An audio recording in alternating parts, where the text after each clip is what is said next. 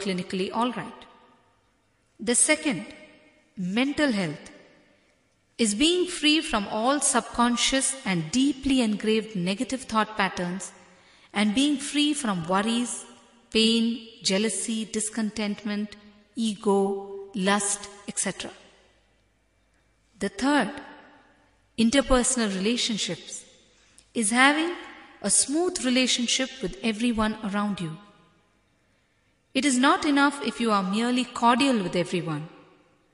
You should be able to go through any amount of interaction with any kind of person without feeling pressure or pain. The moment you feel pressure or pain, it means that there is some block inside you, some block in your mental health. The fourth, the ability to respond spontaneously is what I call responsibility. When you are able to take on responsibility, when you are able to say yes to anything spontaneously, you will expand that very moment of saying yes, and energy will flow through you to accomplish it. Of course, it is up to you to use that energy to accomplish that task. When you keep doing this, you keep expanding.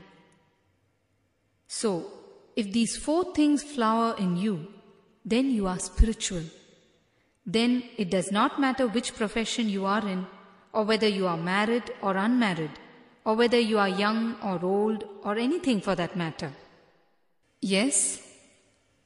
Swamiji, what would you say about eating vegetarian food and eating non-vegetarian food? First, don't go around telling others not to eat non-vegetarian food. In departments unknown, it is better not to involve yourself and get into trouble. You see, certain issues cannot be resolved by logical reasoning. If we tell people not to eat non-veg food, they will ask you that like animals, plants also have life, and why are we eating plants? What will you tell them? There is no end to this subject. This much I can tell you. I am a pure vegetarian. I eat vegetarian food because it is conducive to my body. That's all. There have been many enlightened masters who ate non-veg food. Of course, when enlightened masters do certain things, we cannot pass judgment on them because their actions cannot be interpreted by our common dictionary. We will be misconstruing and missing the whole thing. Just one thing. Don't categorize people based on their eating habits, and don't force people to give up eating non-vegetarian food. A small story. At the time the television was introduced in India, a new television was brought in a certain house of mendicants. All except one of them used to watch the programs on the television. This man who never watched the television used to go to the president of the house and complain about how the others were watching television for hours together. After a few times of complaining, the president told him, "You too watch television from tomorrow." The man was shocked and asked why he said that. The president replied, "You are not happy abstaining from watching, and hence you are grumbling about them doing it. You have the desire to watch, but you don't watch it because you want to feel solid inside yourself. But this suppression is causing you to complain against them." You see, if you are not completely happy abstaining from eating non-veg food, you will compel others to become vegetarians. When you are doing something totally, you will never force another person to do it. Only when you are doing it with a doubt or half-heartedly, you will pull other people also into it. When you are total, you are enough unto yourself with no regrets, and so you will not trouble anyone else. You will allow them to have their freedom.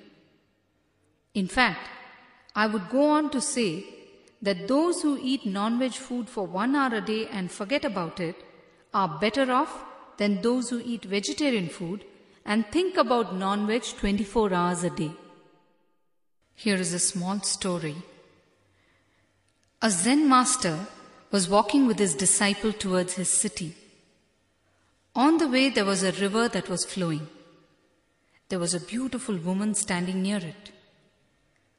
When she saw them, she requested the master to help her cross the river.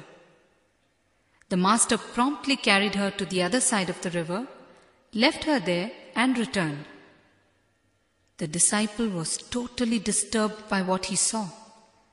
He was burning inside with what he saw. As they walked along towards the city, he couldn't resist asking, "Master, how can you, as a master, touch and carry a young girl?" The master replied, "I left her there long back. Why are you still carrying her?" Masters always answer the questioner who's asking the question, never the question itself. In this story, the master could have as well explained his supreme state as a master to the disciple and made him understand that it doesn't matter to him whether it is a male or female who he carried. But he did not do that. He made the disciple understand that the block was in the disciple's mind, not the master's act. If you feel you cannot give up non-veg food without craving for it, eat until it drops on its own. Mind you, this does not mean that I am advocating non-vegetarian food. For my own life, body and mind, vegetarian food is conducive and so I eat it. If you wish to adopt my way of life, become vegetarian. That's all. But don't give it up and crave for it and torture other people also to give it up. We all take up small issues like vegetarianism and contemplate on it for hours together. That is the problem. There are 3 categories under which you can fall. First would be not to eat non-vegetarian food and not to think about it. The second category would be to eat it and forget about it. The third category would be not to eat it yourself but feel deprived and hence torture people around you not to eat it as well. Please don't fall in the third category.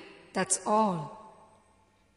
Yes, Swamiji, when I want to do good, for example, when traveling in a bus, I see an old man and I want to offer my seat to him, but I decide against it when I think that I have to stand for the rest of the journey. Whereas, when I want to smoke a cigarette, I get a total concurrence from inside me to go ahead, saying that one cigarette will not ruin my life. Why am I not able to control myself and do what is really correct? You see, when you take in something with your mind, something that has been told to you from outside, you don't see its benefits clearly and deeply, although you understand it at the intellectual level. But when you experience something deeply yourself, it becomes your own understanding, and so you stand by it without any problem. The cigarette has merged with your being. You have experienced it yourself. It is not through someone else's preaching. It is your own experience. So your heart accepts it. But the happiness that you get by offering your seat to someone in the bus is something that you have not experienced deeply. You have been told by people that it is good to offer your seat to an elderly person in the bus. That's all. At the most, you will feel a certain satisfaction at having followed social etiquette. That's all. In the case of the cigarette, you have become the experience itself. What you have not experienced for yourself will not attract or pull you to it.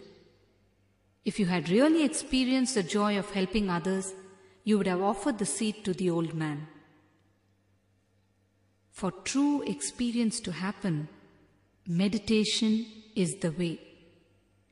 When we meditate, our heart, which is as hard as a stone, will flower and become as soft and sensitive as cotton, and we will feel the need to help others. At present,